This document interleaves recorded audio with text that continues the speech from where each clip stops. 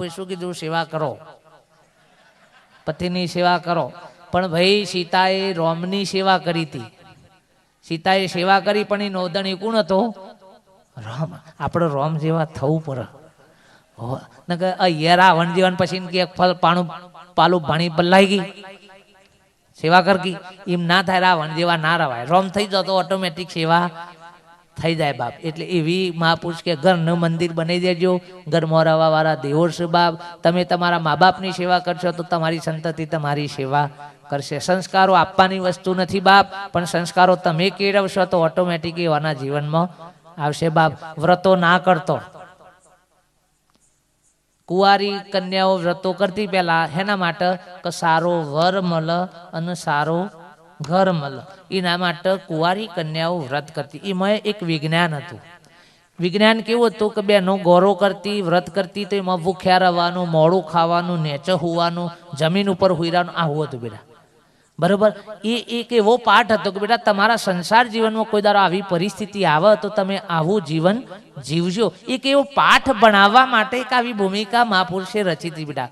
હા, કે આવું તમારા સંસાર જીવનમાં કોઈ એવી વિકટ પરિસ્થિતિ આવે, ખાવામાં કશું ના હોય તો મોડું એ તમે ખાઈ લેજો. જેમ ગોરેમાં તમે મોડું ખોશો એવું મોડેમાં ઉપવાસ કરજો. ખાવા ના મળે તો ઉપવાસ કરજો. ઊંઘવા ખાટલો ના મળે તો નેચે તમે હોઈ રહેજો. એવી એક પ્રણાલિકા હતી બાપ જીવન જીવવા માટે. એ વ્રત હતું બાપ, એના માટે હતું. પણ અત્યારે તો લાડવા પેડાનું ચેવડા ખાઈ ખાઈને વ્રત કરવાનું વ્રત ના કહેવાય ભાઈ.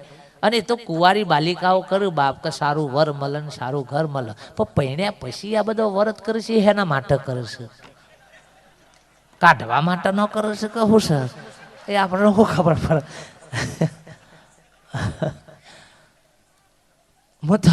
હું તો ઘણી વખત કહું છું બાપ કે તમે ખાલી ના બોલો ને તો એ મારું આયુષ્ય વધી જાય.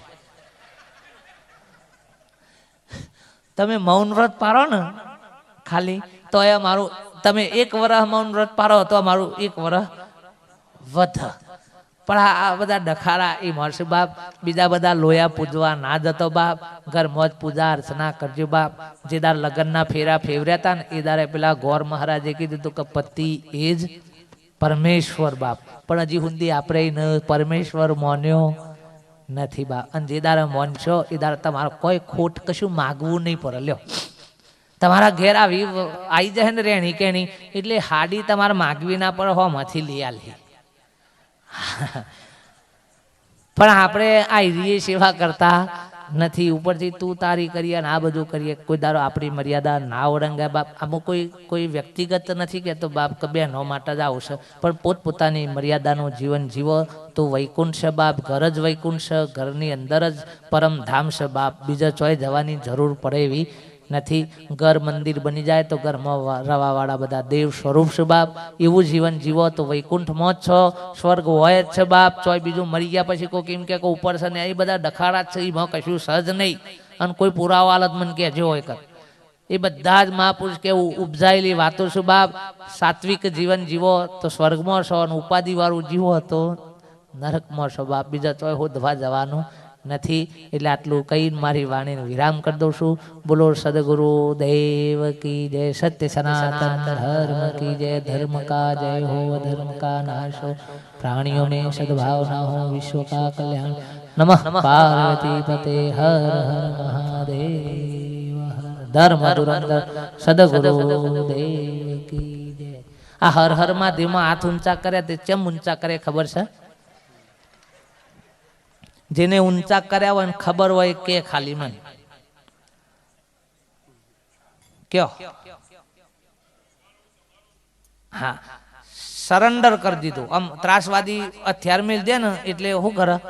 હાથ ધર કરી દે, સરેન્ડર. એમાં આપણે પરમાત્માનું સરેન્ડર થઈ જવાનું. સરેન્ડર એટલે આધીન થઈ જવાનું છે.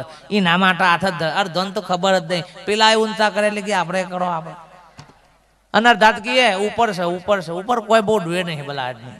જે છે એ બધું હોય છે બાપ. તાનો ઉપર બધા મંગળ ઉપર જ્યાં ચોય જ્યાં કશું હાથમાં આવ્યું નથી બાપ. બોલો સદગુરુ દેવ કી જય. સાહેબનું જે સૂચન કરવું એ કરવું. બોલો સદગુરુ દેવ કી જય. ગુરુજીના ચરણોમાં નમસ્કાર, ગુરુ માતાના ચરણોમાં નમસ્કાર. ગુરુજીને સાંભળવા જ આપણને ગમે. સવાર સુધી પણ બોલે તોય આપણને ધરૈયે નહીં એવી સરસ વાણી છે. તળપદી ભાષામાં હૃદયમાં સાંસરી ઉતરી જાય એવી સરસ મજાની વાતો કરી. અધ્યાત્મ સાચું શું, ખરેખર આપણે ભક્તિના નામે જે અંધશ્રદ્ધા એના ઉપર એમને એક નક્કર વાત એમ એમ એમ ખાલી એમને કહેવા ખાતર ને આપણે હસાડવા ખાતર નથી. દરેક પાછળ મર્મ રહેલો છે. આટલી સરળતાથી ને આટલી આમ માખણની જેમ ઉતરી જાય એવી વાતો કદાચ મેં મારા આ 63 વર્ષના વર્ષમાં આ પહેલ વખત સાંભળી છે. એ ચોક્કસ હું કહીશ ને એમના ચરણોમાં નમસ્કાર કરીશ. કારણ કે જે કંઈ વાતો છે એ એકદમ આપણા જીવનને આમ સ્પર્શતી બાબતો, એકદમ સ્પર્શતી બાબતો. પતિ પત્નીના જીવન સાથેની વાતો કરીને આ બધી હજુ પણ આપણે એમને સાંભળવાના છે. 17મી તારીખે ચડાસનામાં આપણે તુલસીભાઈ સોમાભાઈ, આપણા સોમાભાઈ જોરદાસ ચડાસનાના આપણા ઉમિયા બંગલોઝમાં રહે છે આપણા પરિવારમાં જ. તો એમના ઘરે એમના માતાની મૃત્યુતિથિ નિમિત્તે 17મી તારીખે રાત્રે 9 વાગે ચડાસના ગામમાં આપણો આ સત્સંગ સમારંભ રાખેલો જ છે. અને એમાં સાંજે જમણવાર પણ છે. એટલે બધા આખી ખોડલધામ સોસાયટીને, ઉમિયા બંગલોઝમાંથી સાંભળવા આવેલા તમામ ભાઈ બહેનોને, ગંગારોદરમાંથી પણ સાંભળવા આવેલા તમામ ભાઈ બહેનોને આમંત્રણ છે, હાર્દિક આમંત્રણ છે. લેખિત કોઈ આપણે પત્રિકા છાપી નથી. એટલે દરેકને વિનંતી કે આ લાભ હજુ પણ આપણે લઈએ. સદગુરુની વાણી ખરેખર આપણને એમ લાગે હજુ પણ આપણે સવાર સુધી ઉઠીએ નહીં. જો આપણે દેખાય છે દરેકના એમ કોઈ પણ જાતનો એમ હાસ્ય સાથે જ્ઞાન આપવું એ ગમે તેવી વાત નથી. ગુરુ કૃપા હોય તો જ આપી શકાય. આ વ્યાસપીઠ ઉપરથી બોલવું એ બોલવું ગોખીને બોલાય નહીં. એ આત્માના અવાજથી બોલાતું હોય છે. અને એ ખરેખર આત્માનો અવાજ એમને મળતો નથી, ગુરુ કૃપા વગર મળતો નથી. ખરેખર એમના ચરણમાં હું ખોડલધામ સોસાયટી વતી નમસ્કાર કરું. ભરતભાઈના પરિવારને પણ હું ખૂબ ખૂબ ધન્યવાદ આપું છું કે આવા સંત પુરુષને આપણને બધાને લાભ અપાવ્યો. એટલે એમને પણ હું વંદન કરીશ અને ગુરુ માતાના ચરણોમાં ફરીથી નમસ્કાર કરી અને હું કહેવાનું પૂરું કરું છું.